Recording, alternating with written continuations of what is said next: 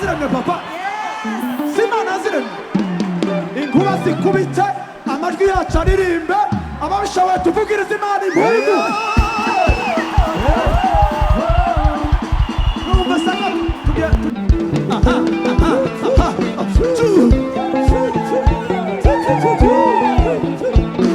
vugiriza Yesu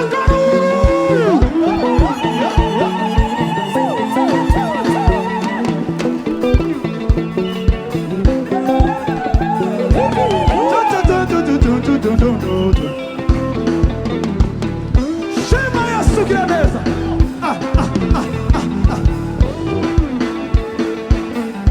Shuka kidogo, shuka kidogo. Come on. Hey.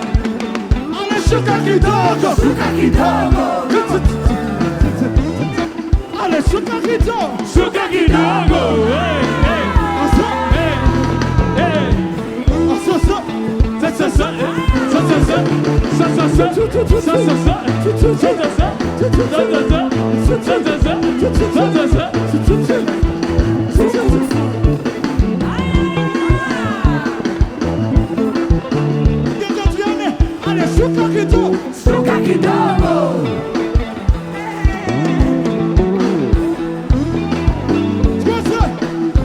Shuka kidogo. Shuka kidogo.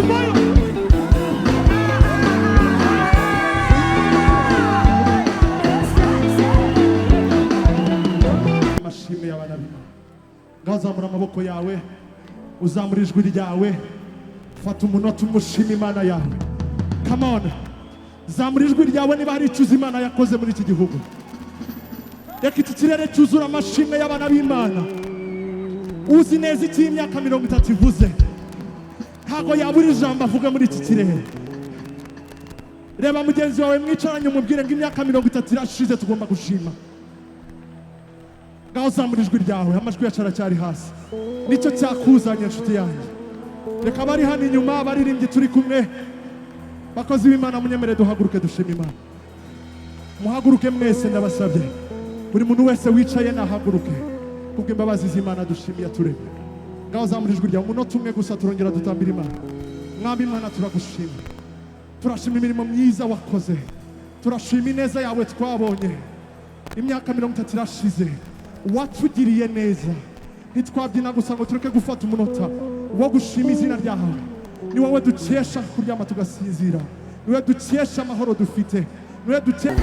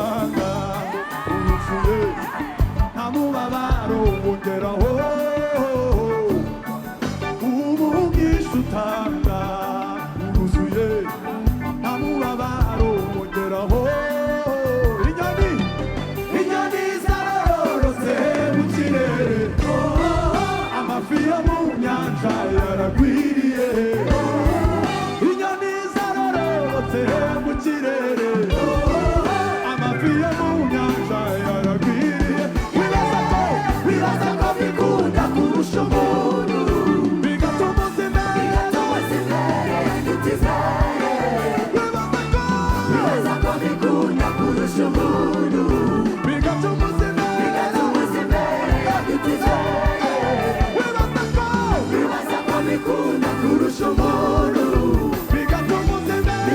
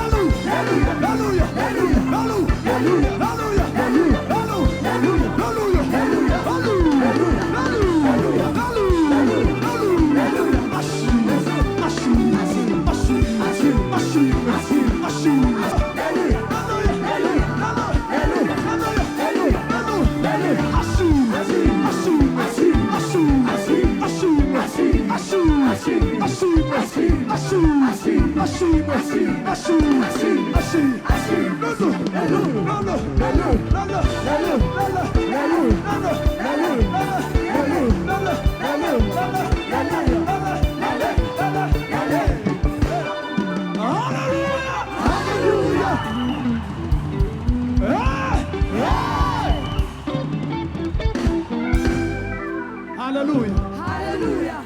jewe mu bintu nize mu mashuri ahantu bihuriye n'ibintu nkora mu buzima busanzwe nize ubuhinzi n'ubworozi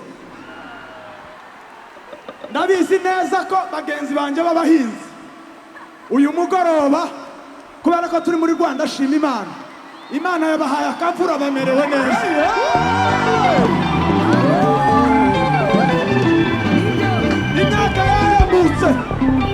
imyaka yahembutse wasigize gute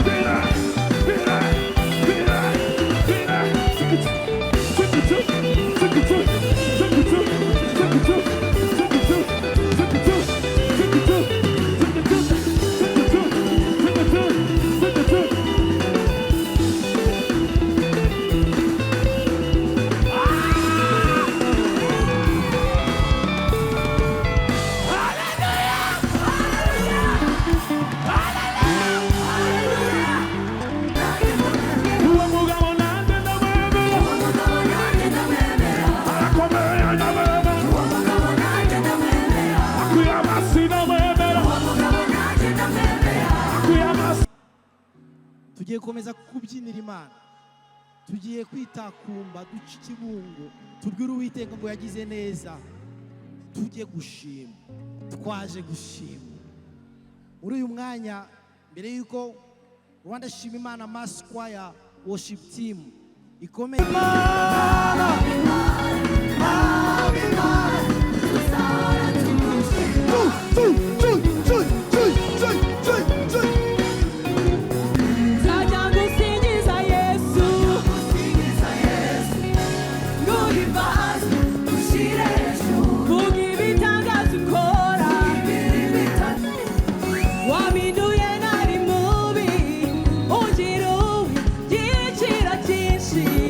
Niyo mpamvu nateshuka inzira